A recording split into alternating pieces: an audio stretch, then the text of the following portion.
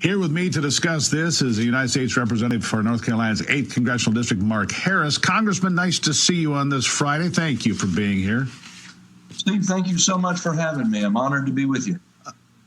Well, I appreciate that. This is a big deal. This means that the bill is on track because Donald Trump, look, all of these executive orders are helpful. I like what he's doing for the most part. I think most people do. But until you codify it, until you put it into law, until you pass legislation, it's not particularly strong. So this is critical to holding the agenda and strengthening it and making it long-term, correct? No question about it. This was a big piece that really gets us into budget reconciliation. And of course, the key to that, as people are going to be hearing that word more and more in the weeks to come, is by budget reconciliation, we're able to move the president's agenda and we're able to take care of some fiscal things that need to be taken care of and only have to have 51 votes in the Senate instead of having to meet that 60-vote threshold. So this unlocks that opportunity. And now the real work is going to begin as our committees begin to do their work and follow the instructions that the framework lays out. And we're going to begin to see some things happen. It was a lift. It was a lot of work that took place this week to get us to 216 to 214 yesterday, but we got there, and I'm very grateful. Yeah. Hakeem Jeffries says it's only because some untimely passing of some Democrat members of the House, but I believe you would have gotten it either way. Look, you're moving forward. Doesn't matter what the technicalities are.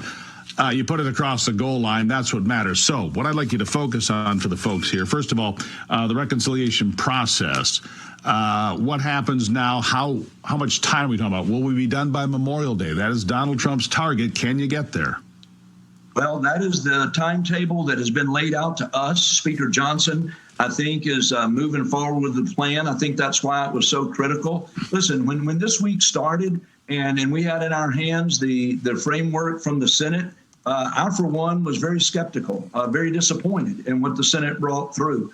And I had the opportunity to sit down with a small group that met with the president on Tuesday and got his assurances of where we were going because the numbers of what we were going to be able to do were far apart. And we're committed, the president's committed to getting our country back on a firm fiscal foundation. And that means we're going to have to deal with that $37 trillion worth of debt. That means we're going to have to really look seriously at how we're spending in this country.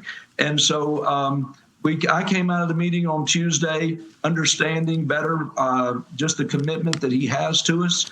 And I think we're going to see some great things happen. But the schedule is there now. As we go through the Easter recess, committee leaders are going to be working. When we get back to Washington that last few days of April into the 1st of May, we're going to be working through our committees to get everything in line, markups of bills, to get it on the floor of the House. We'll pass it in the House. We'll send it to the Senate. They'll take their actions on it as well. And we will be on track to have this thing done by Memorial Day. Let's talk about some of the priorities that you have in there. When you look at the constituents in North Carolina 8, where you are representing today, what do they want to see? Lower taxes, lower regulation, better opportunities for business, all of these things, I'm sure.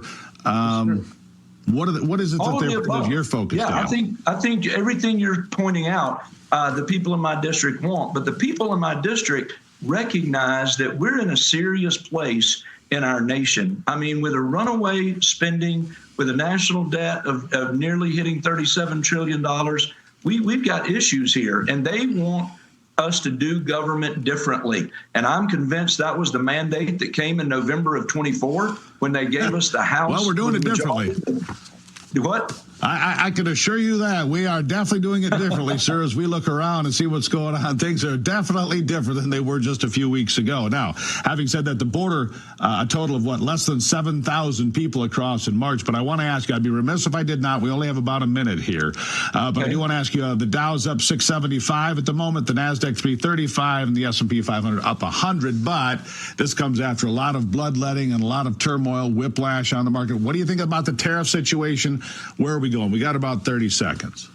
I think the president has made his position clear. And I think that, listen, we are seeing countries, and the message is clear. If the countries are willing to come and sit down and talk, the president is ready to do business. And we've already had 70 plus countries that are coming to the table. China, obviously, they're pushing back. They're doing their thing. But it's only because the president is holding the line. And when I look at my district, the 8th district, and I looked at what bad trade deals have done over the last several decades, President Trump is fighting for the American worker. He's going to bring manufacturing back to America. He's giving us an opportunity to rebuild and make America great again. And honestly, Wall Street's going to be up and down. We all know that. But he's setting us on a new path. You're right. It's not business as usual in Washington these days. Mark Harris, really appreciate it, Congressman. Thank you so much for being here. Thank you. It's a pleasure to be with you.